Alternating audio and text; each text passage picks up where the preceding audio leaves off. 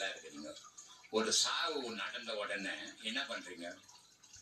விளக்கு கொளுத்துறீங்க இல்ல, ஊதுவத்தி கொளுத்துறீங்க, கற்பூரம் கொளுத்துறீங்க. இதெல்லாம் செத்து போன பணத்துக்கு செய்றீங்களா, உயிருக்கு செய்றீங்களா?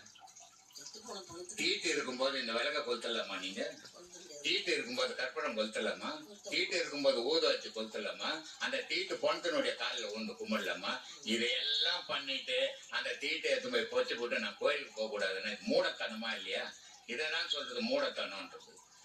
அதுல இருந்த தெய்வம் வெளியே போச்சு, போன தெய்வத்துக்கு வழிபட்டீங்க. அந்த தெய்வம் இறைவன் என்று கோவில் இல்லைன்னா கோவிலுக்கு போட்டுல என்ன தவறு இருக்குது? ஒவ்வொரு மனிதனுடைய உடல்ல இறைவன் வாழறான். அந்த இறைவன் வாழற வரைக்கும் தான் மனிதன் இங்க நடமாட்டோம். அந்த இறைவன் அவனை விட்டு வெளியே போனா இவனுக்கு பேர் போனோம்னு ஆயிடும். அப்படிப்பட்ட இறைவனை வழிபாட்டத்தை கோவிலுக்கு போறதுல என்ன தீட்டு இருக்குது? தீட்டுன்றது உடல், அதை பொச்சாச்சு. அதுக்கப்புறம் என்ன தீட்டு இருக்குது? மறுநாளே போலாம் கோவிலுக்கு, தப்பு இல்லை. உலகம் அதைத்தானே பேசுது. உலகம் சொல்றது நீயே எடுத்துக்கன, உனக்குன்னு ஒரு வழியை வகுத்துக்கோ. உலகத்துக்கு உண்மை தெரியாது இருக்கும். உனக்கு உண்மை தெரிஞ்சுன்னா நீ உண்மையான பாதையில போ. நீ ஏன் உன்னத்திர பாக்குற?